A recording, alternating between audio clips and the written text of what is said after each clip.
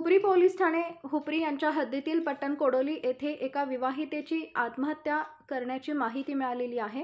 ही माहिती अशी की रोहिणी दिग्विजय जाधव वय वर्ष 24 हिने राहत्या घराच्या वरच्या मजल्यावर स्लॅबच्या हुकाला ओढणीने गळफास लावून आत्महत्या केली।